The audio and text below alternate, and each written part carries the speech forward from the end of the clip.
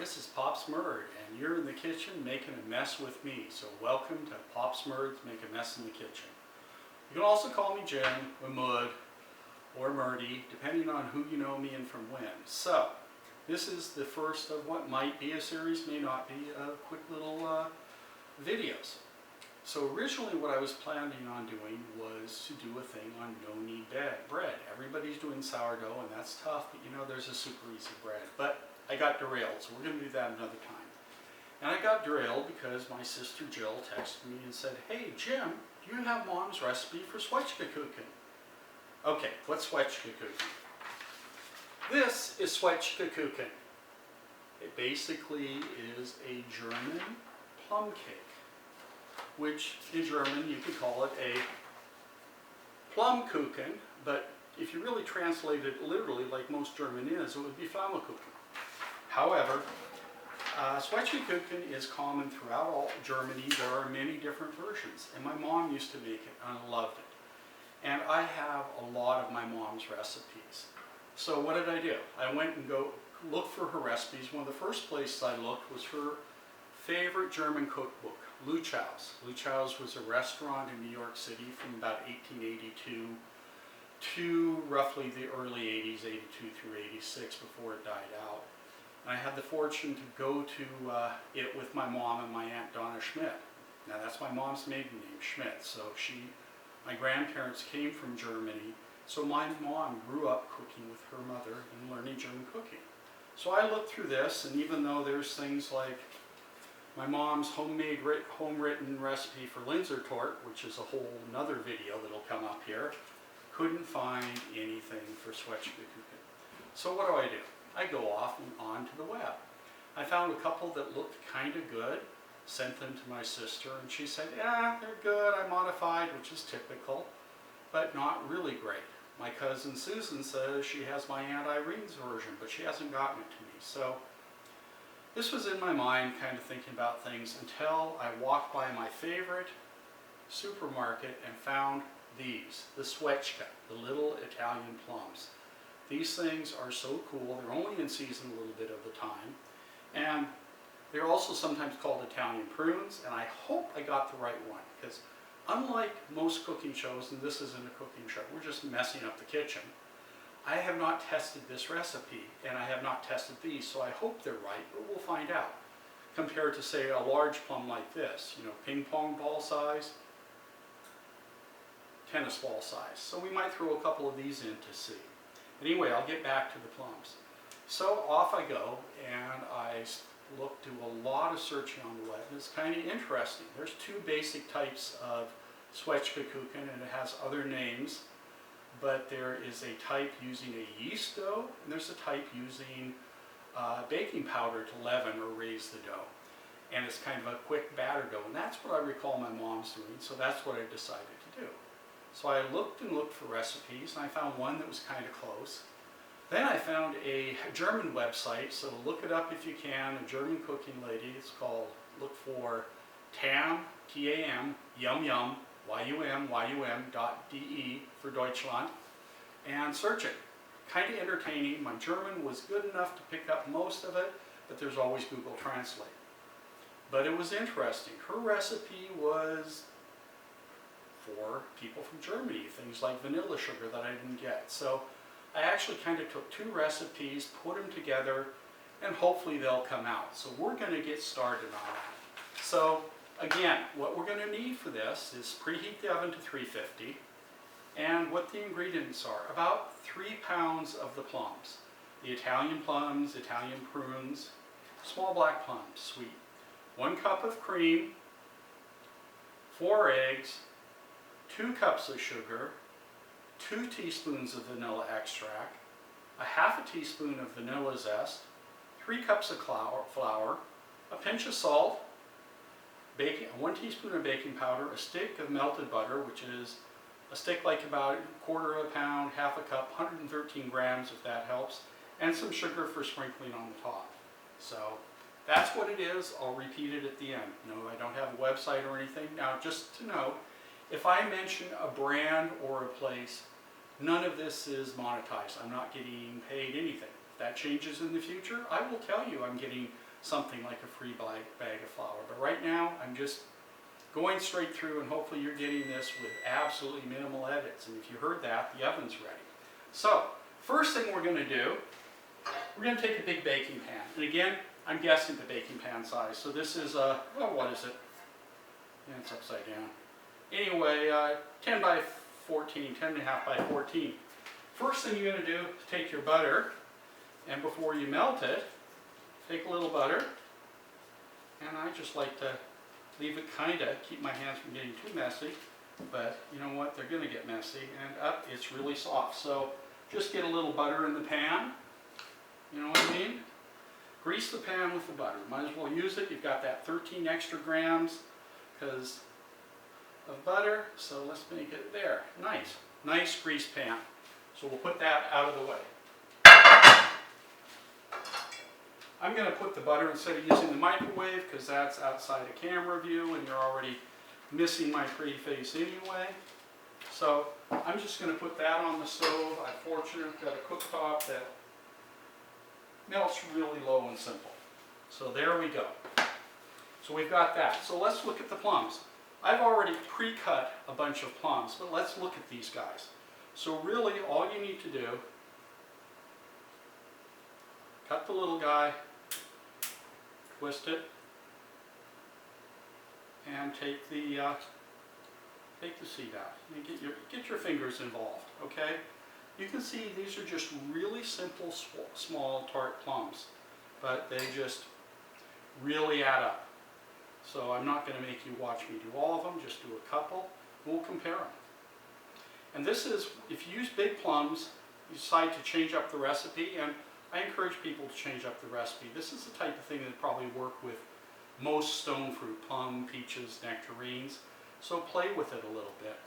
But bigger ones you probably want to slice because this one, whoops, a little half of it just fits perfect. And now, really perfectly into the dough. You can see where you wouldn't want to watch me do that for hours on end to do enough for that big pan. But we'll do one more. There we go. Oops, better cut it all the way. So I hope you guys are having fun. So while we're doing this, in the kitchen, I talked about my mom's recipe and the search and already family connections. I'm going to repeat this theme a lot. Cooking is family. There's things you learn, things you should remember. If you have your grandparents or great-grandparents alive, go talk to them. Listen to your Nana's secret for her spaghetti sauce. I still remember a little old lady in the Bronx. I lived once for a while in a really Italian section. So you can see this one is very similar. Some plums are really, really red. So we're going to save that, and we might just slice it up to add in at the end. That's it. But again, family heritage. The world is homogenizing so much. A lot of our grandparents and great-grandparents, especially immigrants, came from small villages where the cooking in a village 10 miles away might be a little different, might call things differently. Learn from your parents. Cook with your kids. Some of the fun things. I guarantee you, if you have a grandmother who cooked and you loved it, go talk to her secret recipe. Like I was saying, lived in the Bronx, and this little old grandma gave me her secret. I think she thought I was cute and wanted to hook me up with a granddaughter, but she always grated a carrot into her tomato sauce. You can't taste it. It adds the sweetness. It cuts the acid, turns it a nice brown, and it's just richness. That's the type of secret. Talk to your grandparents. Talk to your parents, things you love. This is stuff that we will lose if we don't do that. Okay, so the other big, big secret to cooking, even though I'm making a mess, it just happens, I try to avoid it. Big bowl. Bigger the bowl, less gets out the edge. If you have a bowl that goes like this, like my son and one of his buddies made a cake once, and the only thing that saved them was surface tension, because otherwise it would have gone over. So let's go. Okay, flour.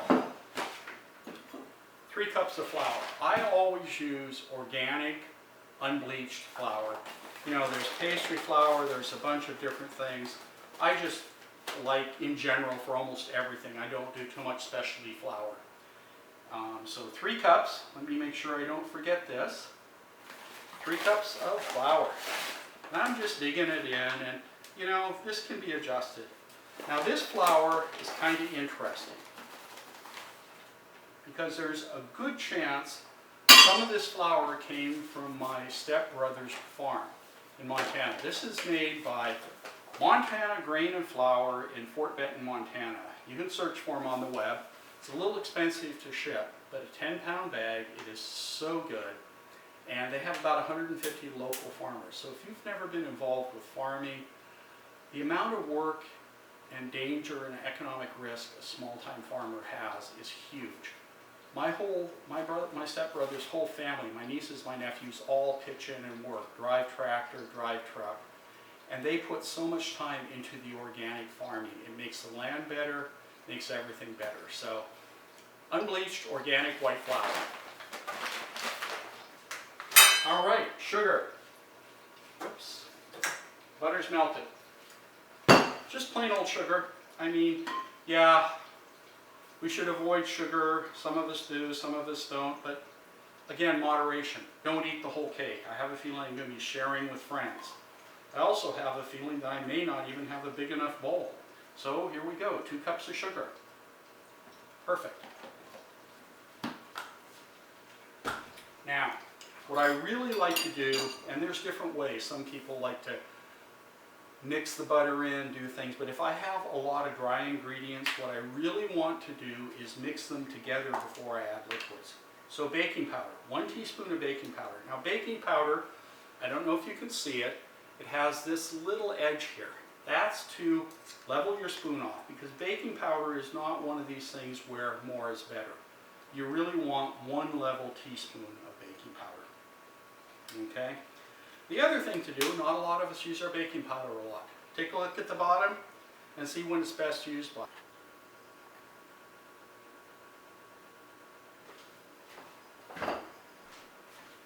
Alright, we had a little interruption there, so I'm going to have to put an edit, maybe a good place in. Again, what I was saying is kosher salt is what I recommend, not iodized salt. Really 2 brands, use whatever you want, it's a lot better really for cooking in general. And you can keep it in a cute little container by the thing and just pinch it out as you use it, makes you feel like a chef, you know? Alright, so we've got that, let's just mix that. We're just mixing the dry ingredients in a little bit, okay? Doesn't take a lot, but again, it helps make sure that there's baking powder, everything's in. Alright, so now we can start with the wet ingredients. So we have, in this case, it said it called for cream. I could only find heavy whipping cream, that works, but I would recommend not using half and half. So we're going to put in a cup of cream. There we go. Okay, 1 cup of cream. And 4 eggs. Clearly. Now, you know, if again, you talk to your grandparents and stuff, there was a time when many of them would not put an egg directly into something they were cooking like that. What they would do is they would put it into a bowl first, because if the egg was bad and you put it directly in, you could ruin the whole thing of food. And that would have been a waste. And for people from the Depression and that time, you just couldn't waste food. It's amazing how many things they got on. The other thing is that much of this for years has been seasonal. Let me get a better mixing spoon now. Okay? Many, you know, now we're used to produce year-round. When I was a kid, my mom would get a big box of these prunes, or a big box of apples from Washington. And back in the day, I think when my mom was little, getting fresh produce was, you know, other than stuff they grew was absolutely seasonal, because that would have been in the early 30s. So let's get this mixing here. All right.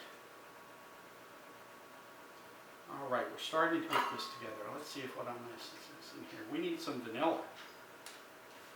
So we need a teaspoon of vanilla. That's a little strong teaspoon, but that's fine. And we need some lemon zest. Okay, lemon zest, really simple. Doesn't need a lot, but just a grater, you could get a zester, there's all sorts of things. And fresh. There's really no substitute for fresh lemon zest. Absolutely not at all. Ah, and it smells so good. So a half teaspoon, yeah, we're just going to grate a bunch in. Some things you can just go for, and I happen to like lemon flavoring cakes. Okay, and you're going to have some of that on the back there, so just sweep it on in. You're fine. Alrighty. Now, I can see right now, am I missing anything? I'm missing my butter. One of the things about cooking is you have to be able to adapt a little. Again, remember, I'm being brave or stupid and checking this recipe out for the first time. So we're going to get this dough going. Now the butter's bringing it together, but it's still pretty sticky. So we're just going to give it just a drop of cream. Because you know what happens is flour can sometimes be drier or wetter at different times of the year, and so it will absorb different amount of water and moisture. And that's why bakers mostly weigh ingredients. They don't weigh by volume, so they weigh their water, they weigh their flour. I'm not really a good baker. Okay, now, here we go. Now I'm trying to figure out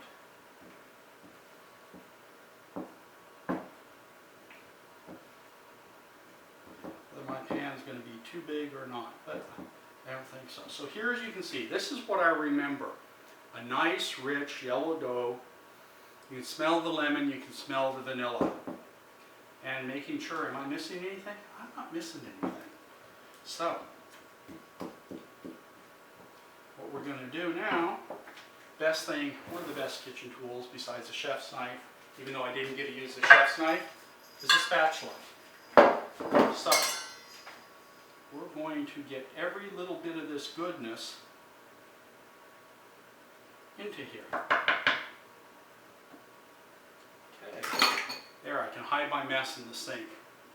Again, another pro tip is if you're cooking with, like, say, a kid, or if you're cooking with a big kid like me, if you have a big sink and you mix things up, put your bowl in the sink when you mix, you probably have way, way less cleanup. Okay? Not probably, you will, because it gets contained.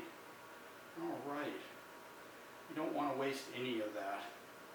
When I was a kid, no matter what my mom was cooking, being able to lick the batter, etc. My mom was a great cook. She did wedding cakes, she had a bakery for a while, but we're going to touch on a bunch of family things just because they're fun, but that's not it all either. So here we go. Got it all spread out pretty evenly. In the pan, we got pretty good coverage. I think that's going to be about right. I hope so. I do hope so. So here we go. Okay. There we go. Now, all we got to do is put the plums on. And so they just go like this.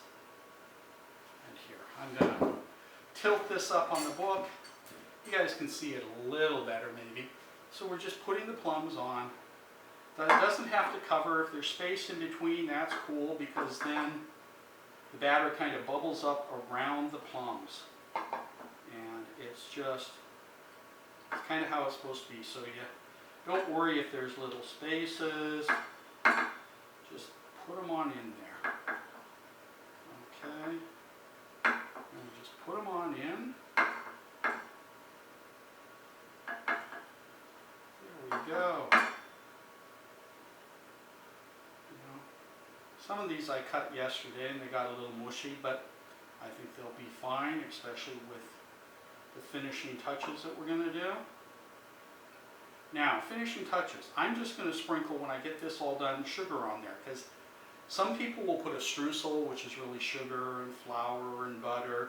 Others will use cinnamon, and I think that depends on the fruit you're using.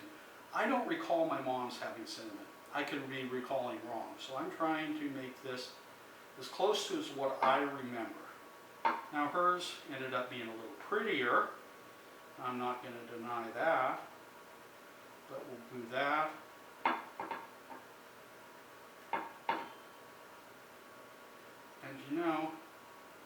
just because I have them, I'm going to experiment with this end. I'm going to put the sliced of the other type of plum in. So again, just slices right there. They say you should always run the knife away from you. About the only ones that I don't do like that are the little kitchen knives, little paring knives. I mean, you can get by, I think, in a kitchen with a nice paring knife and say roughly an 8 or 10 inch chef's knife. Although having the other knives like a bread knife or a boning knife make life really, really easier too. So here, we're going to experiment. We're going to throw these on also. If I have enough, hey, pretty darn close. That way I don't have to take the time to peel a whole nother one.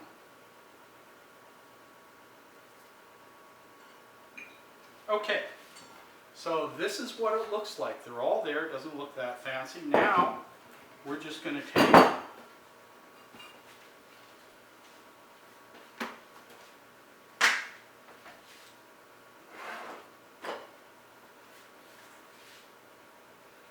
now, if I were a professional, I'd have everything there. I wouldn't have to reach for anything. I'm not a professional, but I'm having fun. So we're just sprinkling a good amount of sugar on top. With any luck whatsoever, it'll caramelize a little and add some really good taste.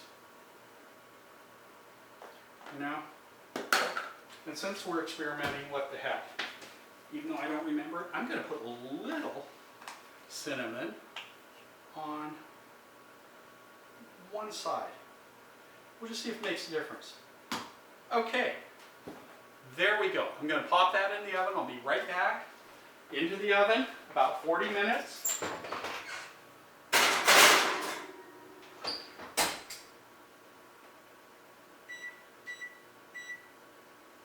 There we go. Now, what we have to do, well, we've got to wait 40 minutes. I'm going to cut and come back. I try to do everything in one shoot, but nobody wants to hear me talk for 40 minutes. But let's do our checkout. I wore a black shirt on purpose. I'm working with flour. How much flour did I get on the back black shirt? Well, some here, some down here. All said and done, not too huge of a mess, so I call that success. If I'm going to do something with red sauce or something like that, I'm going to wear a white or light t-shirt. So we're going to have, at the end of the video like this, how big a mess did PopsMurdy make in the kitchen? All said today, not too terrible. So, thanks for this part. Let's wait and see how this thing comes out. Take care.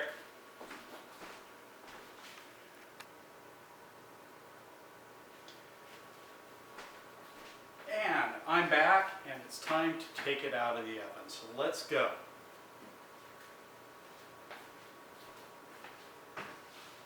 Oops. And the result is just gorgeous. It is what I look like. You remember a lot of the red juice leaking into things? We'll see if it tastes like Mom's. All right, let me close up the oven.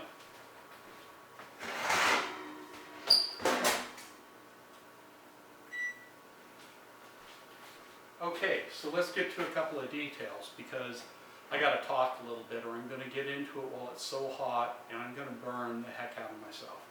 Bottom line is, it took about 45 minutes, not the 40 minutes I thought it was going to take. And you got to remember, ovens are different pans react. I put it in the middle position in the oven, but there is kind of a rule for batter baking stuff like this is you need to be able to take in the center, the thickest part, stick a toothpick in, pull it out, and it should come out completely clean. I know you're not going to be able to see that. It's just way too close. But at 40 minutes I did that, and I don't know if you can tell, but right here you can see it was still battery and it did not pull out clean. So that's a simple thing. That is a classic. Some breads use a thermometer now, but this isn't a bread, this is that. So you got to go. It's not burned. You should be able to smell it. You can see it's browned all around. You can see the edges are pretty brown, so it'll be crispy on the edge. The center is done all the way. And there really is not a whole lot of a better smell other than baking cinnamon and sugar. Because I remember, even though I don't remember my mom doing it, I put a little bit of cinnamon on one side as an experiment, and then just to check and see. So, let's go over a couple things. Again, I'm killing a little time here to let it cool down so I don't embarrass myself yelling and screaming when I burn myself. What we just made here is Zwetschekuchen, which is a German dessert. It's featured all over Germany. I think this version is going to be pretty much from southern Germany, the Schwarzwald, Black Forest, because that's where my grandparents were from. I still have relatives who did a few years back in a little town called Eichstätten. The other thing that could have very well influenced this is my grandmother Schmidt spent time working in kitchens and for fairly affluent families in Austria, so that did impact some of her cooking style. So it is interesting. But again, let's remember, this is something, I wish I had my mom's recipe. I don't. I'm going by my memory, my eyes, my smell, hopefully my taste when I don't burn. But let me remind us, cooking is part of family. Sitting down to dinner, which we don't take as much time to do that. I encourage people to bake together, share this. This is huge. My son's out of the house, which if you ever need a super good video, not one like this, you got a band, you need the best band video in the world, murdymedia.com. Shameless plug, got to get him off the payroll. He's doing great. But anyway, talk to your tutu, talk to your nana, talk to your grandparents, talk to your great-grandparents. Find out these things that they took for granted and your mom might have taken for granted, or dad, plenty of dads cook too. That secret barbecue recipe. I'm going to call out my friend Kyle. Kyle, you better talk to your grandma. You'll probably get your fingers slapped, but help her cook next Thanksgiving or Christmas and get some of the secrets of her recipes. Some of that baked pasta. You will thank me at some point in the future. And she'll probably call you half a meatball, but what the heck. So again, go for it. This is going to be a constant theme. Share with your friends, share with your family. I'm going to probably share this with my neighbors across the block, across the street, who have a couple of wonderful kids who are definitely sweet-toothed. So, Zwetschekuchen. What we have here, 3 pounds of small plums. Italian plums, sometimes all called Italian prunes, Italian plum prunes. I hope I got the right ones. If not, I'm going to try it again, because again, going by memory. Or something else. This would work great with other peaches, other plums. These are, you slice them in half. They're small, big ones, slice them. Actually, I could see this working great with fresh strawberries and rhubarb in the summer. So this has got a good base you can use. You can do apples. The basic dough is really flexible. So what it is 3 pounds of the Italian plums, washed, sliced in half, and put on the dough. A cup of cream, 4 eggs, 2 cups of sugar, 2 teaspoons of vanilla extract, a half a teaspoon of lemon zest, 3 cups of flour, a pinch of salt, a scant teaspoon of baking powder, a stick of melted butter, more sugar for sprinkling on top. And really what you're going to do is you're going to set your oven to 350 degrees. The grease are approximately 11 by 13 or so, or bigger pan. Mix the flour, the dry ingredients, the flour, sugar, baking powder, and salt together. Add the eggs, cream, vanilla, lemon zest, and mix. Add the melted butter. Mix until you get a nice thick batter. If you need to add a little more liquid, that happens. Flour is not always the same humidity. And then pour the batter in the pan, use a spatula to smooth it out. Don't worry too much, too thick, too soon. It'll make up for it. Put your fruit, your plums, especially the little ones, the skin side down, open face up in the pan, sprinkle with sugar. If you decide you like cinnamon, sprinkle with cinnamon. If you want a streusel, add the streusel. Bake for 40 minutes at 350, but then do the toothpick test. Make sure the toothpick comes out clean. In this case, my oven took 45 minutes. Let it cool a bit before sampling. I'm not responsible if you burn yourself. So, let's do the important thing. Let's take a little corner here. Oh boy. This is a really pretty corner. I'm just going to get one whole half of thing. 1/2 of one.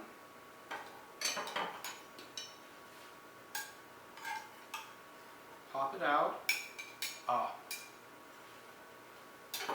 that is pretty. I don't know how well you can see it. That's pretty. You can see the juice is soaked down.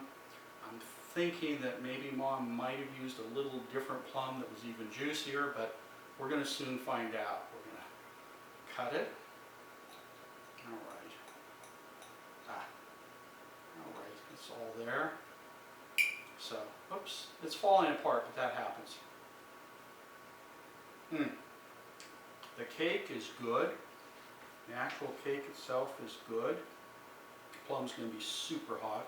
So I'm going to try some of the cake without the plum in it because it's all super hot. Taste is really good.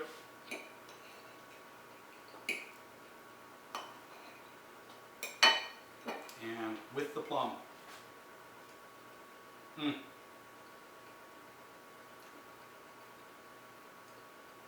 In Deutsch schmeckt gut. That is tasty. It is really, really close. You're never going to exactly duplicate it. It's really close. Probably try it with some other plums sometime, but it is really good, and I would call it a hit. So, again, this is PopsMurdy. I'm messing up the kitchen, although I got it kind of cleaned up while it was baking. Thanks for spending some time with me. I hope you enjoyed it. No website, no nothing, but I will add the recipe in the credits at the end. All of this is me just having some fun. So enjoy life, cook with your family, cook with your friends, live. Thank you.